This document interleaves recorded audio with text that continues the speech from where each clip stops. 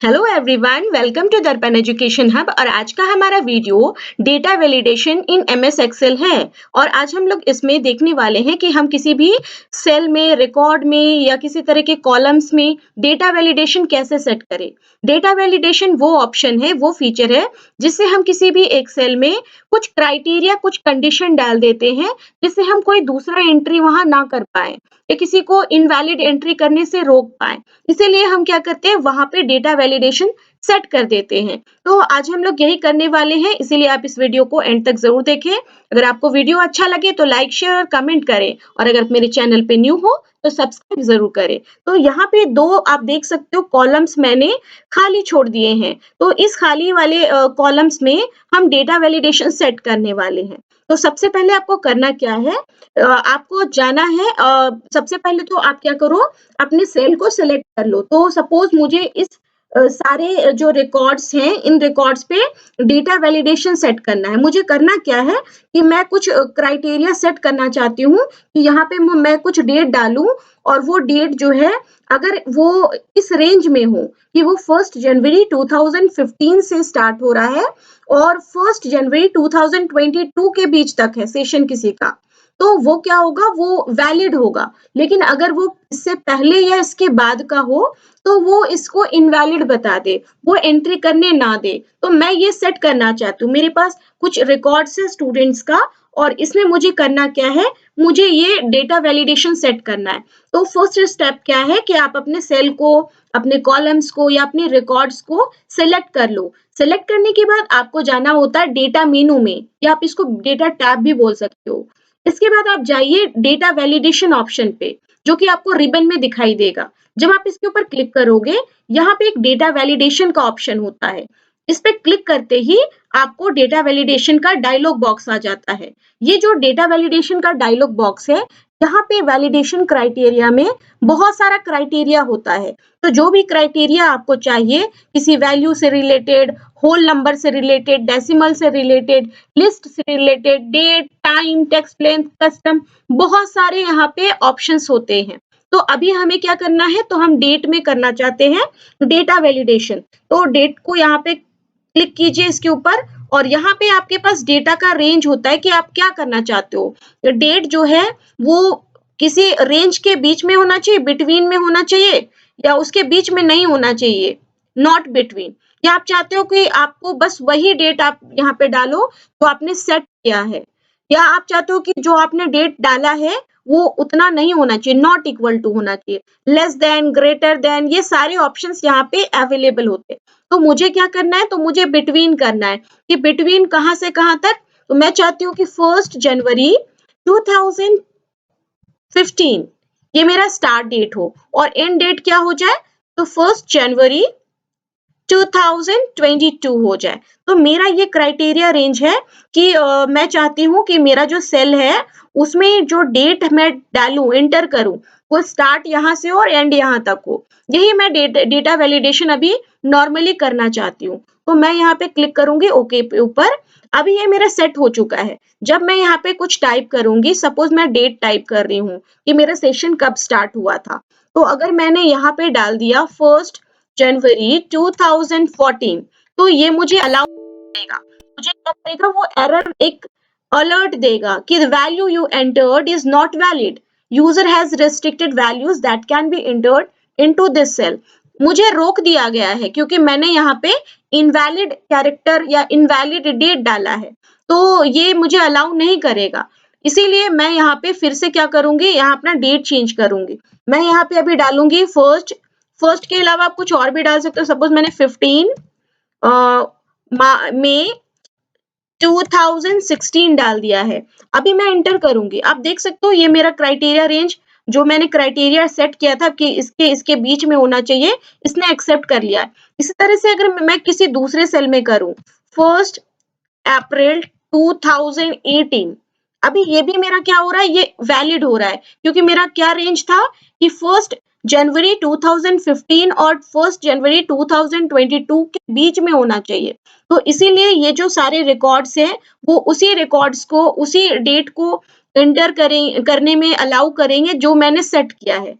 अगर मैंने यहाँ पे सेट किया होता कि मेरा जो डेट है ना वो 2022 से पहले का हो, तो वो क्या करता, उससे पहले वाले डेट को ही अलाउ करता, उसके बाद वाले डेट को अलाउ नहीं करता।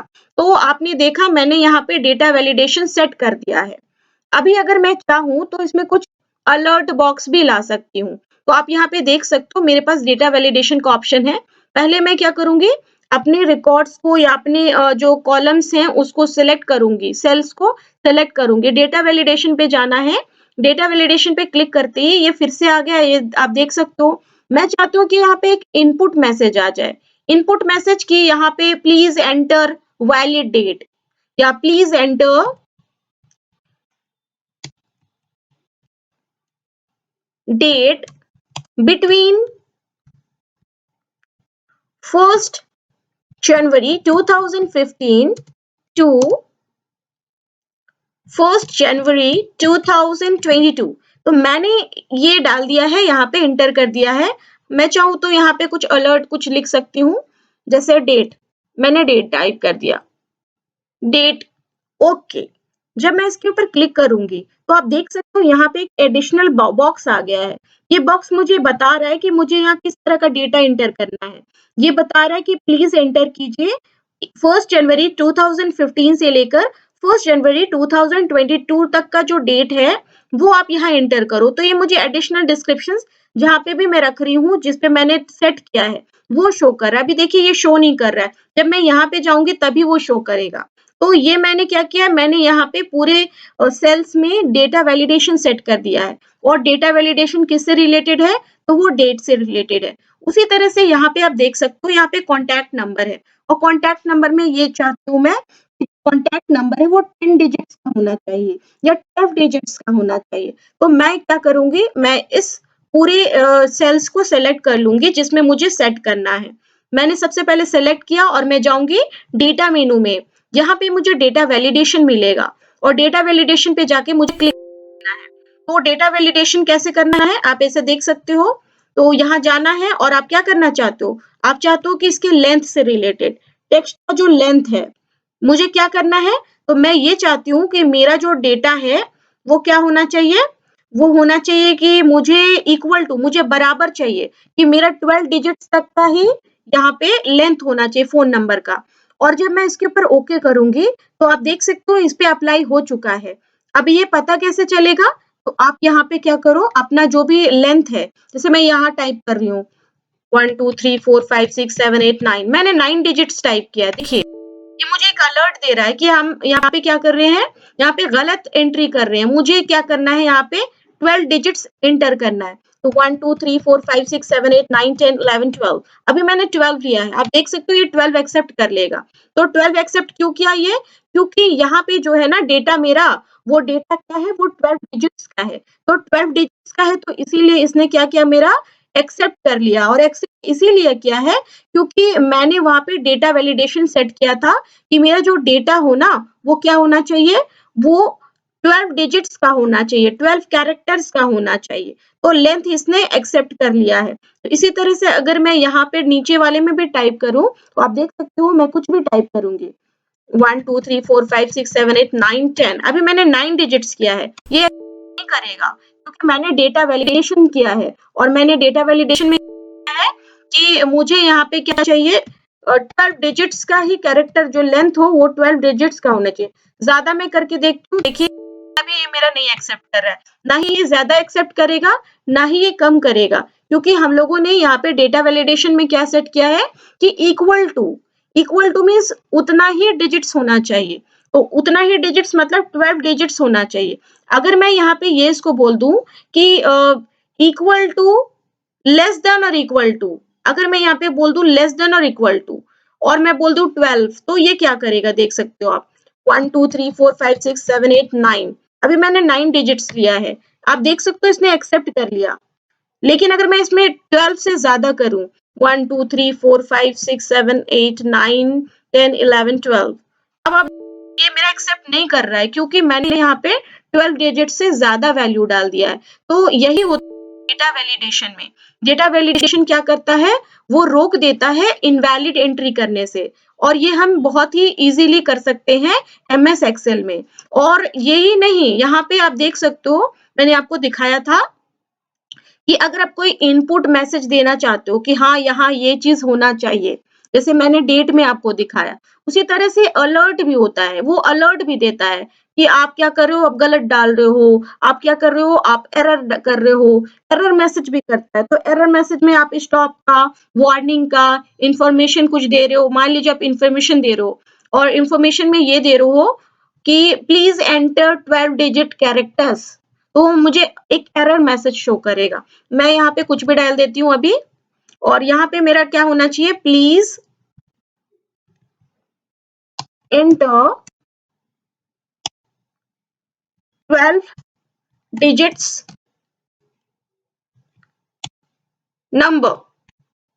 तो मैंने यहाँ पे इसको बताया कि मुझे 12 डिजिट का ही चाहिए, 12 डिजिट्स या लेस देन 12। अभी मैं जब ओके करूंगी और यहाँ पे कुछ टाइप करूंगी, सपोज मैंने यहाँ पे टाइप कर दिया इस तरह से डेटा, कुछ भी टाइप कर दिया, मैं एंटर करूँ, मुझे ये अलर्ट देगा, ये इंफॉर्मेशन देगा, प्लीज एंटर 12 डिजिट नंबर।